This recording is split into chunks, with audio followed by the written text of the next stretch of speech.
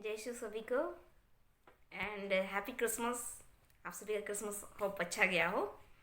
चलिए आज हम पिता ईश्वर की प्रार्थना सिखाई हुई जो हमें है उस प्रार्थना को करते हुए आज का क्लास स्टार्ट करें। हे पिता हमारे, तू जो स्वर्ग में है, तेरा नाम पवित्र माना जावे, तेरा राज्य आवे, तेरी इच्छा जैसे स्वर्ग में पूरी होती है वैसे इस पृथ्वी पर भी पूरी हो। हमारा दैनिक आहार आज हमें दे, हमारे अपराध तथा पाप हमें क्षमा कर जैसे हम भी अपने अपराधियों को क्षमा किया है। हमें परीक्षा में न पड़ने दे परंतु प्रय से बचा। आमीन। क्रूस का चिन्ह पिता पुत्र और पवित्र आत्मा के नाम पर। आमीन। जय शिव सभी को।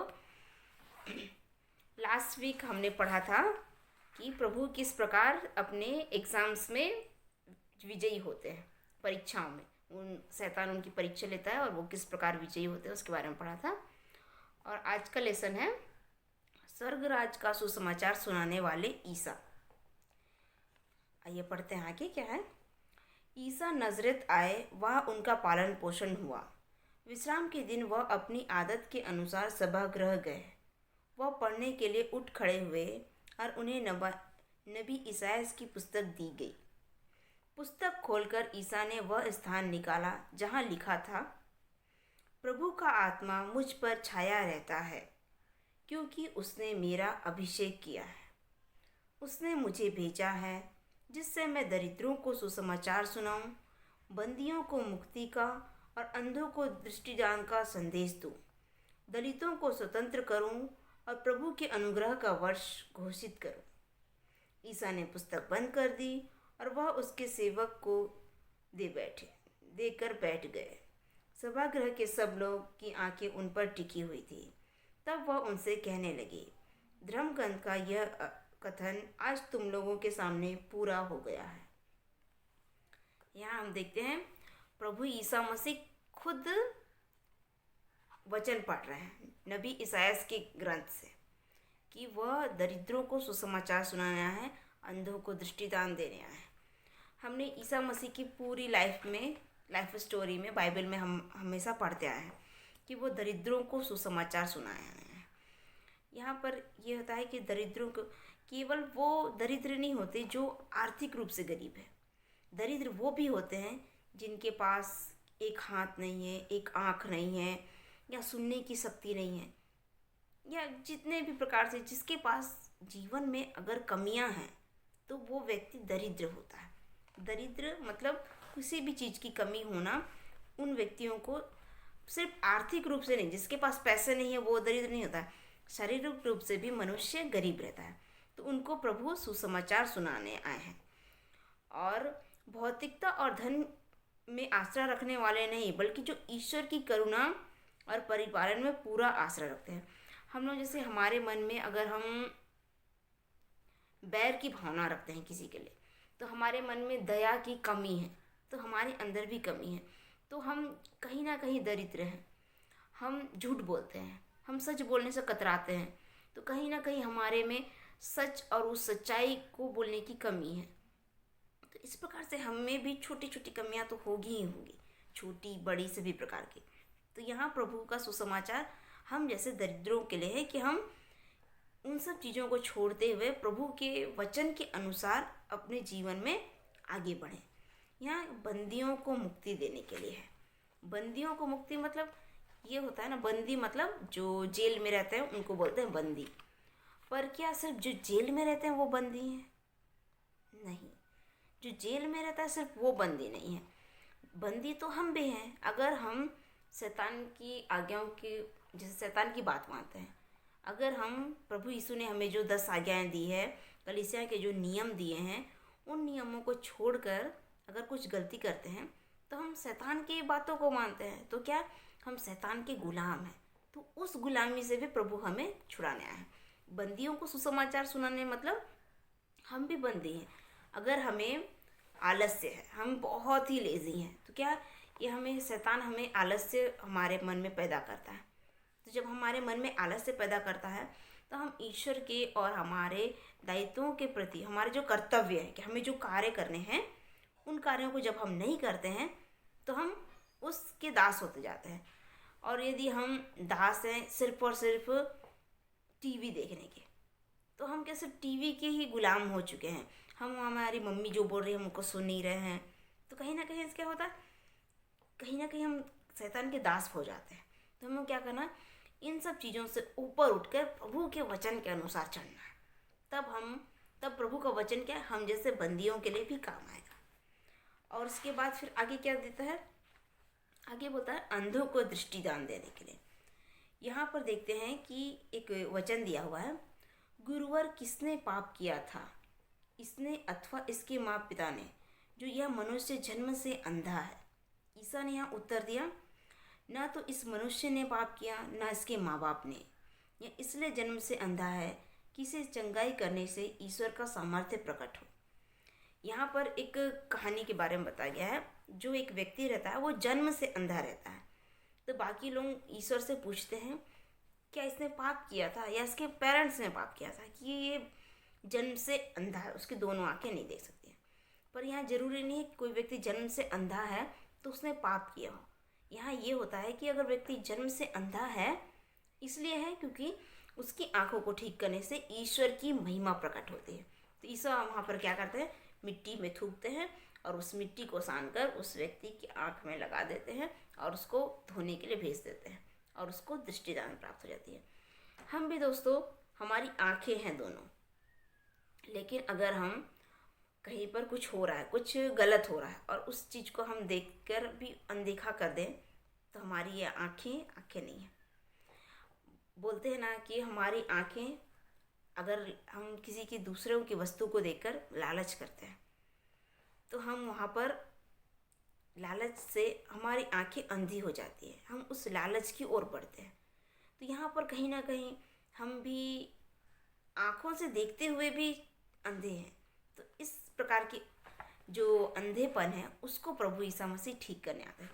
प्रभु का जो वचन है, जब भी हम बाइबल पढ़ें, एक वचन दिया है कि जब भी आप ईश्वर के वचन को सुनो तो अपने दिल को नरम करो, अपने दिल में जो कठोरता भरी हुई है उसको कठोर ना करके हमें अपने दिल को नरम से, और क्या बोलना चाहिए, सॉफ्ट हार्ट, मतलब अच्छे दिल से, दिल में करुणा प्रेम भरे हुए उस दिल से हमें बात करनी चाहिए। अगला दिया हुआ दलितों को स्वतंत्रता दिलाने के लिए। यहाँ ईसा मसीह एक पापनी स्त्री को क्या बोलते हैं, तुम बहुत सारे पाप करी हो पर अब पाप मत करना, तुम्हारे पाप क्षमा हो गए। यहाँ पापनी स्त्री क्या रहता है, वो बचपन से मतलब पापनी स्त्री की तरह रहती है, उसने ज़िंदगी में बहुत पाप किए रहते हैं, लेकिन यहाँ पर वो क्या रहती है, उस पाप के गुलाम में बंधी रहती है। तो प्रभु ईसा मसीह उसको पाप को क्षमा करके उसे उस चीज़ से स्वतंत्रता दिलाते हैं। यदि हम प्रभु ईसा मसीह के वचन के अनुसार चलेंगे तो हम भी, अगर किसी चीज़ के गुलाम हैं, अगर हम पाप के गुलाम हैं तो उस गुलामी से हमें आज़ादी मिलेगी। और अगला दिया हुआ है प्रभु के अनुग्रह का वर्ष।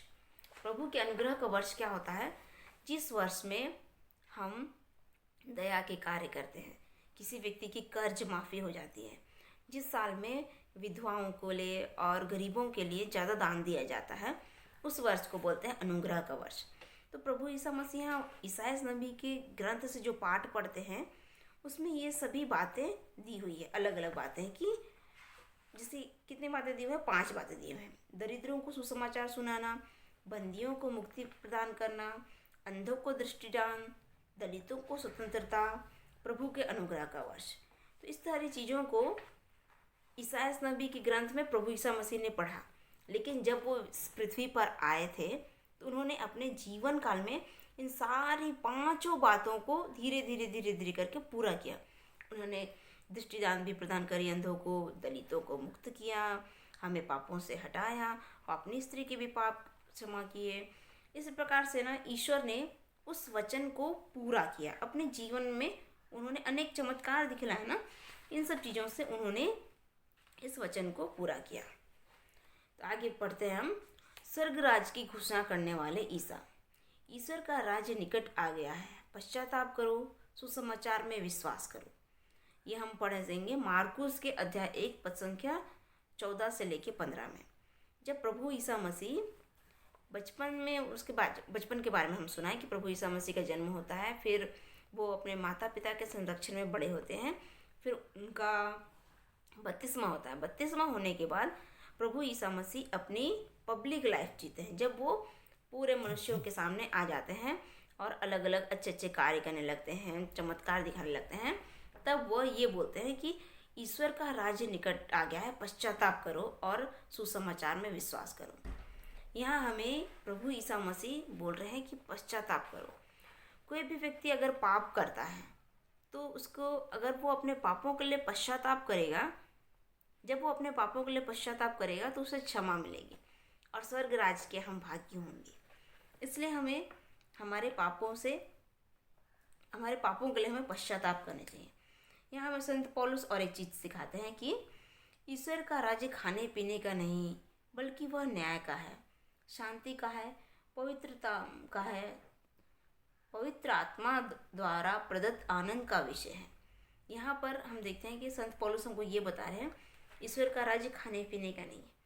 हम ईश्वर का राज्य जहाँ हम जाएंगे, हम जब अपने पापों के लिए पश्चाताप करेंगे और जब हम इस दुनिया से जाएंगे तो हमें स्वर्ग राज्य प्राप्त होगा और वहाँ पर न्याय रहेगा, शांति रहेगी और पवित्र आत्मा द्वारा प्रदत्त पूरे वरदान में रहेंगे। यहाँ क्या होता है, जब हम इस दुनिया में जीते हैं, कभी कभी क्या होता है, मनुष्य को कोई शांति नहीं, कभी कभी कोई व्यक्ति क्या, उसको नींद नहीं आती, वो अच्छे से सो नहीं पाता क्योंकि उसके मन में शांति नहीं, उसके लाइफ में कोई चीज़ की कमी है, न्याय नहीं मिल पाता। कभी कभी ऐसा होता है ना कि हम सच्चे रहते हैं और हमारी बातों को झुठला दिया जाता है, जिससे क्या होता है, हमें न्याय नहीं मिल पाता।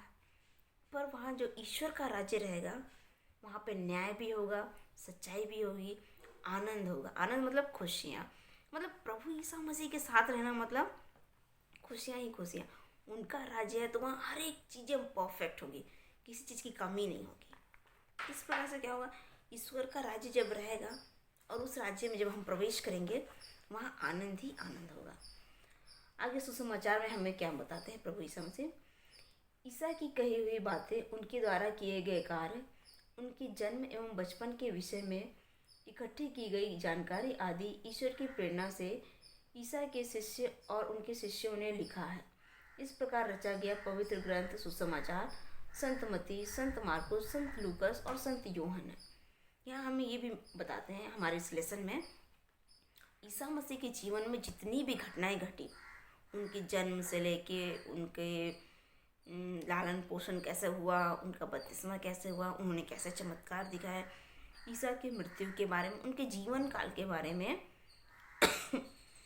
हमारे पास चार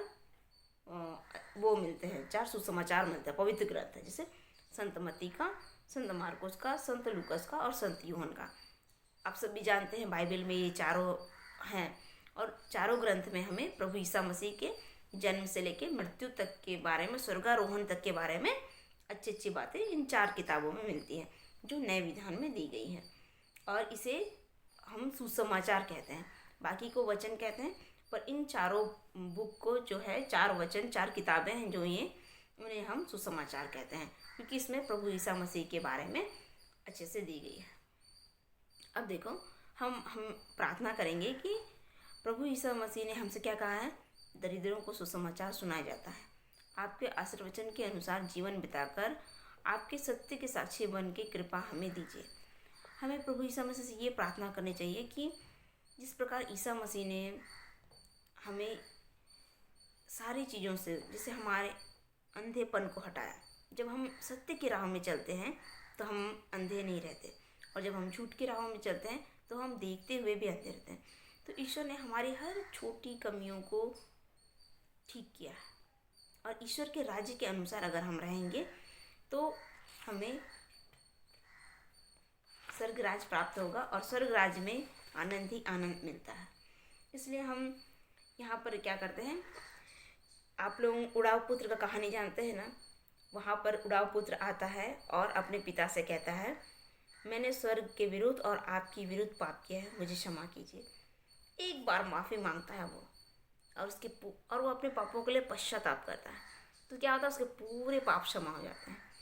आप लोगों को क्या याद है, जब ईसा मसीह क्रूस पर चढ़ाए जाते हैं, उनके आजू और बाजू दो चोर रहते हैं या डाकू रहते हैं जो अपनी ज़िंदगी में कभी अच्छा काम नहीं किए थे, लेकिन वो क्या करते हैं, पश्चाताप करते हैं और उतना समय ईश्वर से क्षमा मांगते हैं। तो प्रभु ईसा मसीह क्या बोलते हैं, तुम मेरे साथ स्वर्गराज में होगे। देखते हैं ना कि जब हम अपने पापों के लिए क्षमा मांगे, पश्चाताप करें, तो हमें स्वर्गराज की प्राप्ति हो सकती है। इसलिए आप लोग जब भी अपने लिए पाप करें, या मम्मी से कभी हम अच्छे से बात नहीं करते या पापा की बातें नहीं सुनते हैं, तो हमें अपने बातों के लिए उनसे सॉरी कहना चाहिए। सॉरी छोटा सा वर्ड है, लेकिन क्या होता है, उससे हमारे पाप क्षमा होते जाते हैं। और हम जैसे आप लोग, तो आप में से कोई परम प्रसाद ग्रहण किया होगा या आप लोग नहीं किया होंगे, I don't know, sorry for that. लेकिन जब हम पाप स्वीकार करते हैं तो हमारा मन दिल बहुत हल्का हो जाता है। इसलिए हमें हमारे पापों के लिए क्षमा ईश्वर से मांगते रहनी चाहिए। और आगे हम देखिए, यहाँ क्वेश्चंस दिए हुए हैं, उस क्वेश्चंस के हम आंसर आप जब ये बुक पढ़ेंगे तो पीछे हमको मिल जाएगा। सभागृह में ईसा को पढ़ने के लिए कौन सी पुस्तक दी गई, ईसाया नबी की बुक दी गई थी उनको। और उसके बाद मानव जाति के हर तरह के अंधेपन को ईसा कैसे दूर किया। अंधेपन को जब हम ईश्वर के वचन को पढ़ने लगेंगे, हमारे सामने से अंधेरा दूर होते जाएगा, तो हमारा अंधापन सब दूर होता जाएगा। इसलिए ना, और प्रभु के अनुग्रह का वर्ष का मतलब क्या होता है, प्रभु के अनुग्रह का वर्ष मतलब जब हमारे कर्ज माफ़ हो जाते हैं, जब विधवाओं के लिए दान दिया जाता है, गरीबों के लिए दान दिया जाता है। तो इस प्रकार से जो छोटे छोटे छोटे हम जो अच्छे कार्य करते हैं, ये होता है प्रभु के अनुग्रह का वर्ष। तो आइए हम सभी ईश्वर को धन्यवाद दें और आज का ये क्लास यहीं पे समाप्त करें। हे प्रभु ईसा मसीह, आपने हमें आपके नाम पर फिर से आज एकत्रित होने का मौका दिया। आपने जिस प्रकार सिखाया, हम उसी प्रकार हमारे जीवन में चल सकें, आपके आज्ञाओं के अनुसार हम अपना जीवन व्यतीत कर सकें। धन्यवाद प्रभु जी, हमें जो आपने जीवन दिया है उसके लिए। हम ईश्वर को तहे दिल से धन्यवाद देते हैं हमारे जीवन के लिए कि आपने हमें सुरक्षित रखा है। Thank you Jesus. उसका चिन्ह पिता पुत्र और पवित्र आत्मा के नाम पर। सो जय Yeshu and bye bye. Once again next week मिलेंगे।